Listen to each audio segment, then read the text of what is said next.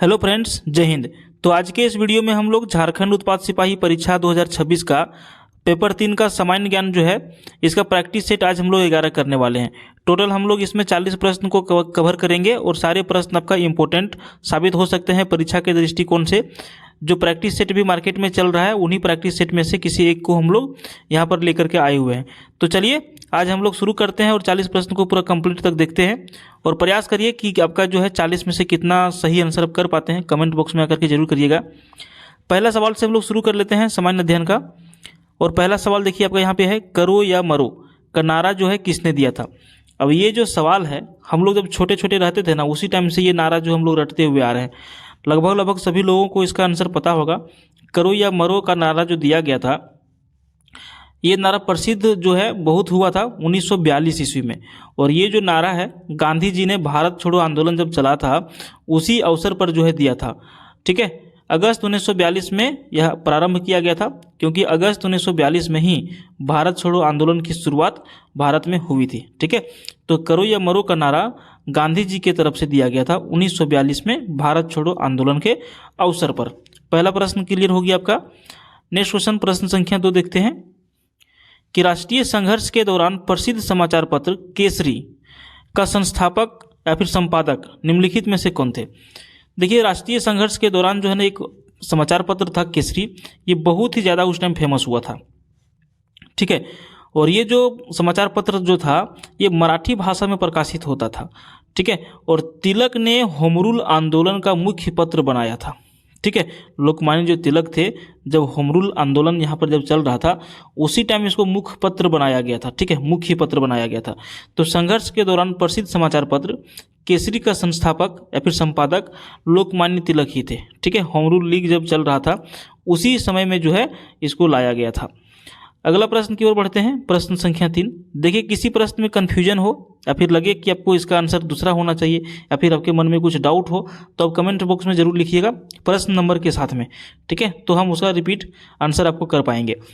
देखिए, अगला सवाल है, किसे भारत के लौह पुरुष के नाम से जाना जाता है। भारत के लौह पुरुष के नाम से जो जाना जाता है किनको जाना जाता है। क्या हम लोग आंसर करेंगे? हम लोग आंसर करेंगे ऑप्शन ए। ठीक है, क्या करेंगे? ऑप्शन ए कर देंगे, वल्लभ भाई पटेल। देखिए, वल्लभ भाई पटेल को हम लोग सरदार वल्लभ भाई पटेल के नाम से भी जानते हैं, लेकिन अगर यदि हम लोग बात करें इसका मुख्य नाम जो इनका था वो वल्लभ भाई पटेल ही था, लेकिन सरदार इसमें जो है बाद में जोड़ा गया। अब सरदार जुड़ने का क्या कहानी है, देखिए, सरदार जो है बारदोली की एक सत्याग्रह हुआ था, वहाँ पर महिलाओं ने उन्हें सरदार की उपाधि दी थी। ठीक है, तो किसे भारत के लौह पुरुष के नाम से जाना जाता है? सरदार वल्लभ भाई पटेल को।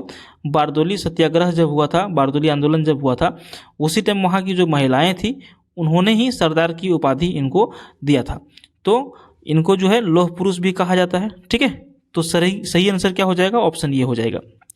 अगला सवाल देखिए, अलीगढ़ आंदोलन का संस्थापक निम्नलिखित में से कौन थे। अब जो ये अलीगढ़ आंदोलन हुआ था इसके संस्थापक जो है निम्नलिखित में से कौन थे, तो हम लोग इसका आंसर कर देंगे option D, sir Syed Ahmad Khan. ठीक है, अलीगढ़ आंदोलन के संस्थापक सर सैयद अहमद खान थे। ठीक है, नेक्स्ट क्वेश्चन की ओर बढ़ेंगे, 4-5 नंबर सवाल की ओर। देखिए, रामकृष्ण मिशन की स्थापना किनके द्वारा किया गया था। रामकृष्ण मिशन की स्थापना किनके द्वारा किया गया था? हम लोग आंसर कर देंगे ऑप्शन डी, विवेकानंद जी के द्वारा में। ठीक है, अगर यदि आपको ये पूछे कि रामकृष्ण मिशन की स्थापना स्वामी विवेकानंद ने किया था और कौन सा ईस्वी में किया था, ठीक है, टाइम आपको पूछते तो आपको इसका आंसर करना है 1897 ईस्वी में। ठीक है, क्या करना है? 1897 ईस्वी में। देखिए, प्रत्येक वीडियो की भांति इस वीडियो का भी हमारा लाइक का टारगेट 40 है। अगर यदि आपको ये वीडियो पसंद आ रहा है तो आप प्लीज़ एक लाइक जरूर कर दीजिएगा। अगले सवाल की ओर हम लोग बढ़ेंगे, 6 नंबर, प्लासी की लड़ाई से सवाल आपका देखिए इतिहास से आ गया। प्लासी की लड़ाई किसके बीच में लड़ी गई थी। जो प्लासी की लड़ाई हुई थी किसके बीच में लड़ी गई थी? हम लोग इसका आंसर करेंगे ऑप्शन सी, सिराजुद्दौला और रॉबर्ट क्लाइव के बीच में हुआ था। ठीक है, प्लासी की लड़ाई। अच्छा, अगर यदि ये प्लासी की लड़ाई की आपको डेट पूछे तो क्या आपको डेट याद है? नहीं याद है तो चलिए हम आपको बता देते हैं, डेट याद कर लीजिएगा। डेट था 23 जून 1757। ठीक है, 23 जून 1757 का डेट था।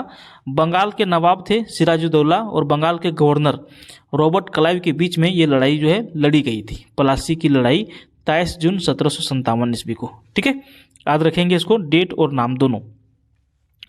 अगला सवाल है, वह सुल्तान कौन था जिसने खलीफा के अधिकार को मानने से इनकार कर दिया था? 7 नंबर का हम लोग आंसर करेंगे ऑप्शन ए, अलाउद्दीन खिलजी। ठीक है, अलाउद्दीन खिलजी ने खलीफा के अधिकारों को मानने से इनकार कर दिया था, जबकि कुतुबुद्दीन ऐबक मुबारक खिलजी ने स्वयं को खलीफा घोषित किया था, और उसको ना मानने वाला जो व्यक्ति था वो था अलाउद्दीन खिलजी। ठीक है, उस सुल्तान का क्या नाम था? अलाउद्दीन खिलजी नाम था इसका। बहुत ही क्रूर शासक था, ये सब माना जाता है, आप लोग इतिहास में भी पढ़े होंगे। अगला सवाल देखिए, हुंड्रू जलप्रपात जो है वो कौन सा क्षेत्र में स्थित है? तो हम लोग 8 नंबर का जो सही आंसर करेंगे, बिल्कुल सही आंसर करेंगे हम लोग ऑप्शन बी, रांची के पठार में। ठीक है, हुंड्रू जलप्रपात जो है रांची पठार में स्थित है। अच्छा देखिए, हुंड्रू जलप्रपात और जलप्रपात से नाम आ गया, तो आपको ये एक प्रश्न याद रखना है कि जलप्रपातों की नगरी, ठीक है, या फिर वाटरफॉल्स सिटी किसको कहा जाता है?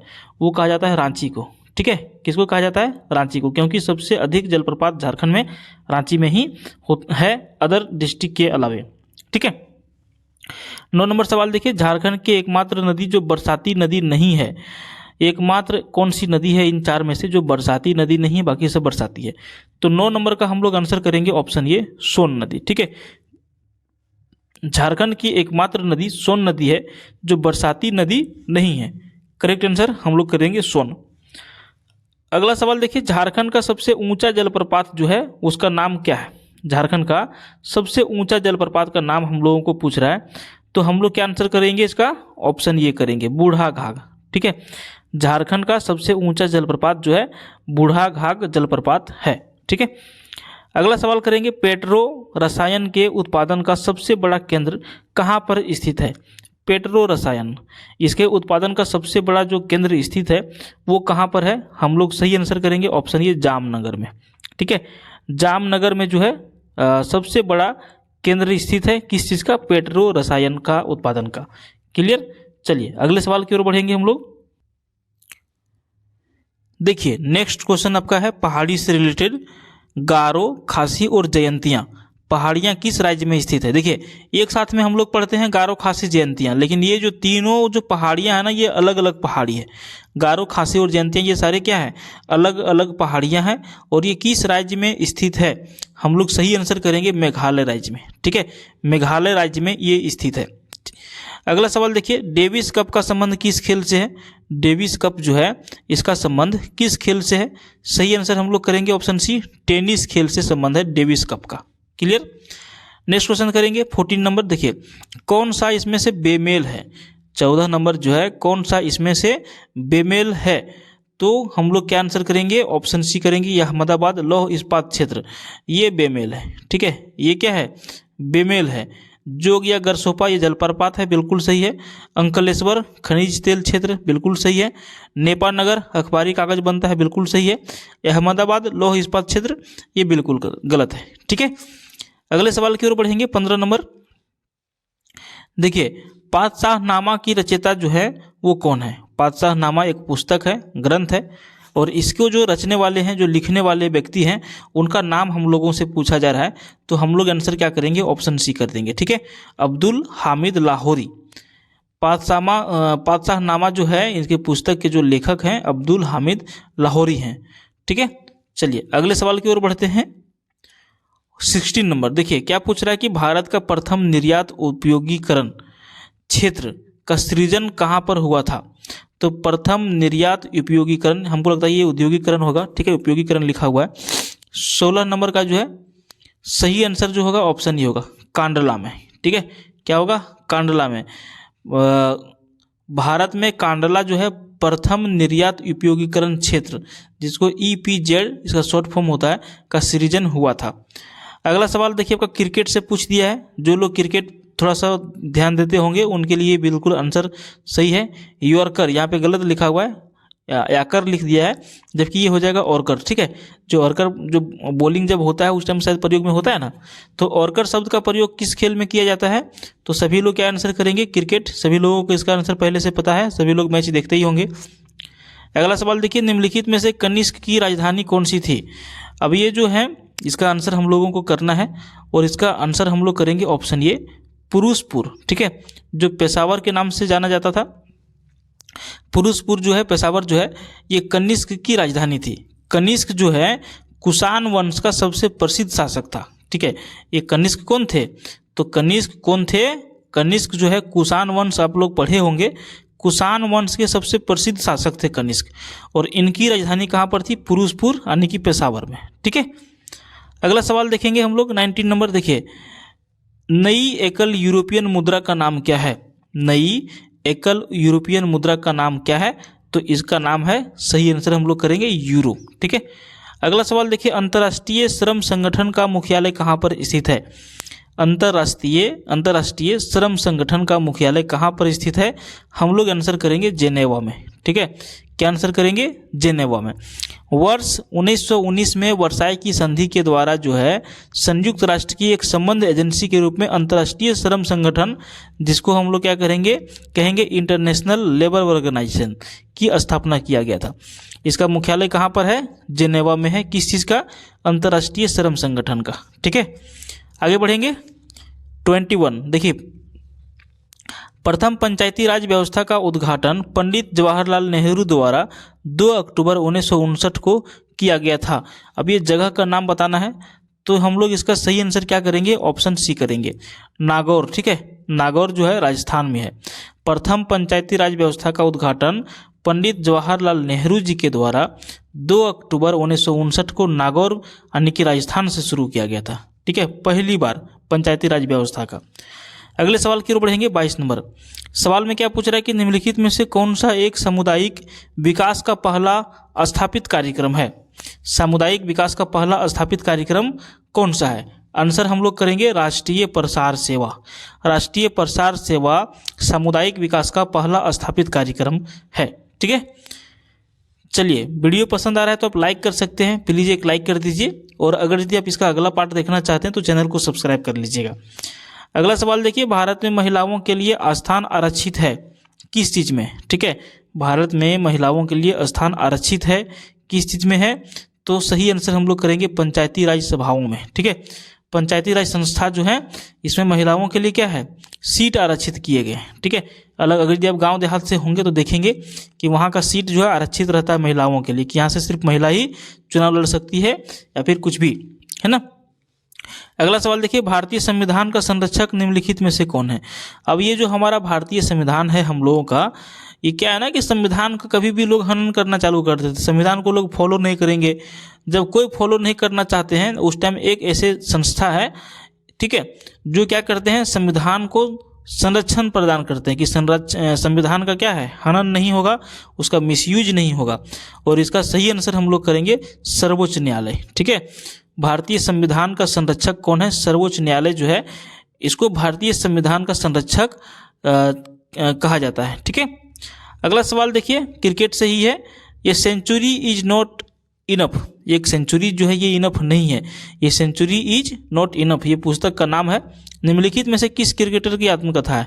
अब यहाँ पे देखिए सभी महान खिलाड़ी हैं, विराट कोहली, सचिन तेंदुलकर, ये तो शतक के बहुत ही, सचिन तेंदुलकर को तो क्रिकेट के भगवान माना जाता है, उसके नक्शे कदम पर विराट कोहली चल रहे हैं। VVS लक्ष्मण बहुत पुराने खिलाड़ी, सौरव गांगुली अच्छा पकड़ क्रिकेट में। अब इन लोगों में से एक का जो है पुस्तक का नाम है ये सेंचुरी इज नॉट इनफ। इसका हम लोग को आंसर करना है और इसका आंसर हम लोग करेंगे ऑप्शन डी, ये century is not enough Sourav Ganguly की क्या है, आत्मकथा है। ठीक है, आंसर ऑप्शन डी करेंगे। क्लियर, कोई तरह का दिक्कत? चलिए, नहीं दिक्कत नहीं है। अब देखिए, बहुत ही चर्चित एक कांड जो हुआ था, भोपाल गैस त्रासदी। अब कहीं भी किसी को भी जो पढ़े लिखे लोग हैं थोड़ा सा इनके बारे में उकसा दीजिए, देखिए कैसे चर्चा होता है ना। बहुत ही यहाँ पर जो है बहुत बड़ा दुर्घटना हो गया था। भोपाल में गैस त्रासदी किस गैस के कारण घटी थी?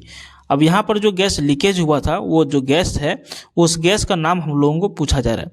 हम लोग इसका आंसर करेंगे मिथाइल आइसोसाइनेट। ठीक है, क्या करेंगे? Methyl isocyanate.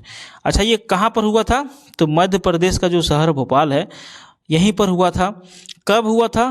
तो 2 और 3 दिसंबर 1984 को हुआ था। ठीक है, कंपनी का नाम क्या था? तो यूरियन कार्बाइड, ये कंपनी था जिसका नाम था यूरियन कार्बाइड नामक कंपनी जो था। और कारखाने से क्या हुआ था? हानिकारक गैस मिथाइल आइसोसाइनाइड का रिसाव हुआ था, जिसके वजह से बहुत सारे लोग मारे गए थे। ठीक है, तो इसीलिए इसका नाम क्या रखा गया, भोपाल में गैस त्रासदी या फिर भोपाल गैस त्रासदी। अब सर्च करेंगे कहीं पर भी, पूरा इसका स्टोरी जो है आपके सामने निकल जाएगा, है ना। आगे बढ़ेंगे 27 नंबर, एरोसोल का उदाहरण क्या है। एरोसोल जो है इसका उदाहरण क्या है, सही आंसर हम लोग करेंगे धुआं। ठीक है, एरोसोल गैस में ठोस कणों और तरल बूंदों को जो है एकत्रण होता है। अगले सवाल की ओर बढ़ेंगे 28 नंबर, देखिए क्या है, कर्मयोद्धा ग्रंथ निम्नलिखित में से किसके जीवन पर लिखा गया है। 28 का आंसर हम लोग करेंगे नरेंद्र मोदी। कर्मयोद्धा ग्रंथ प्रधानमंत्री नरेंद्र मोदी जी के जीवन पर लिखा गया है और इस पुस्तक का विमोचन कब हुआ था, जनवरी 2020 में केंद्रीय गृह मंत्री अमित शाह जी के तरफ से किया गया था। इसका विमोचन जनवरी 2020 में किनके ऊपर लिखा गया है, नरेंद्र मोदी जी के ऊपर लिखा गया है। ठीक है, इनके जीवन के आधार पर लिखा गया है। अगला सवाल देखिए, भारत में हरित क्रांति के जनक माने जाने वाले नॉर्मन बोरलॉग कहाँ के थे। अब ये जो हरित क्रांति के जनक, देखिए 2-3 सवाल इससे आपको कंप्लीट कर लेना है। पहला सवाल तो ये है कि हरित क्रांति के जनक किन्हें माना जाता है, तो नॉर्मन बोरलॉग को माना जाता है।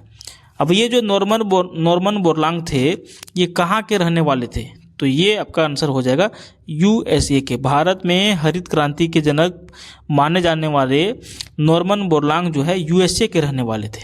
ठीक है, कहाँ के, यूएसए के रहने वाले थे। क्लियर हो गया। अगले सवाल की ओर बढ़ेंगे सभी लोग। 30 नंबर, राष्ट्रमंडल का महासचिव चुना जाने वाला पहला भारतीय कौन था। राष्ट्रमंडल का महासचिव चुना जाने वाला पहला भारतीय कौन था। 30 नंबर का हम लोग आंसर करेंगे कमलेश शर्मा। ठीक है, ऑप्शन बी। देखिए कमलेश शर्मा जो है राष्ट्रमंडल महासचिव के लिए चुने जाने वाले पहले भारतीय हैं। कौन भारतीय हैं, पहले भारतीय। वे जो है 1 अप्रैल 2008 को राष्ट्रमंडल सचिव नियुक्त हुए थे और उनका दूसरा कार्यकाल 1 अप्रैल 2012 से प्रारंभ हुआ था। ठीक है, तो पहले व्यक्ति कमलेश शर्मा हुए जो राष्ट्रमंडल का महासचिव चुने गए। ठीक है, क्लियर, नाम याद रखेंगे इनका।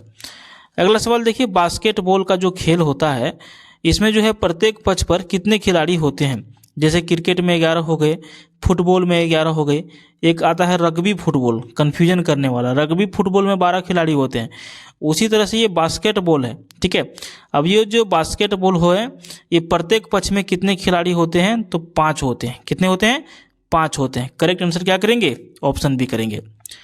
32 का देखिए, भारत में वन्यजीव संरक्षण अधिनियम किस वर्ष में पारित किया गया था। वन्यजीव संरक्षण अधिनियम, इसका मतलब क्या हुआ कि जितने भी वन्यजीव हैं उसको संरक्षण प्रदान करना है, इसके लिए एक अधिनियम लाया गया था। और ये जो अधिनियम लाया गया कौन सा वर्ष में लाया गया, आप इसका आंसर करेंगे 1972, ऑप्शन सी। ठीक है, कोई दिक्कत, आगे बढ़ें।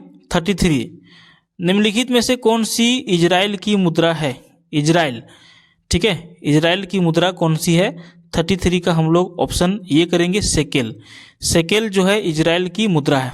ठीक है, और इसकी राजधानी, अब यहाँ पे देखिए इजराइल जब आया, ये बहुत फेमस शहर है, देश है इजराइल। ठीक है, बहुत चर्चा होते रहता है इंटरनेशनल न्यूज में। तो इजराइल की जो राजधानी है वो है यरूशलम।